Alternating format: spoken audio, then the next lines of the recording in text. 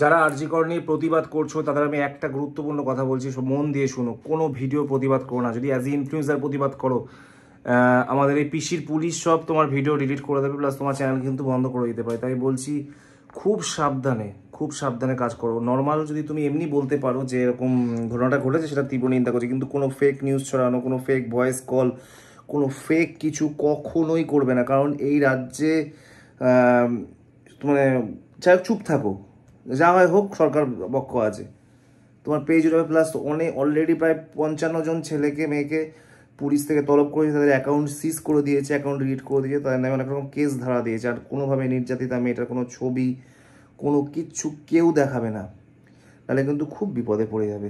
তাই বলছি, যেহেতু ক্ষমতা ওদের হাতে, দেখো আমাদের চুপ থাকতেই হবে।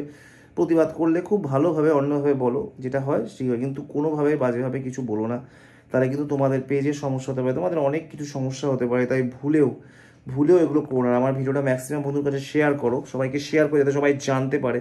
কোনো রকম ছবি অনেকে দেখছি ওর বাবার নাম দিচ্ছে, মায়ের নাম দিচ্ছে, ওর বয়ফ্রেন্ডের ছবি দিচ্ছে, এগুলো করলে কিন্তু তোমাদের চ্যানেলে কিন্তু মারাত্মক ক্ষতি হতে পারে। সুতরাং এগুলো একদম করো না, এগুলো টোটালি তোমরা বন্ধ করে দাও। মানে এগুলো থেকে তোমাদের পেজের কিন্তু ক্ষতি হবে। তাই বলছি, ভুলেও যারা করেছো তারা করো না।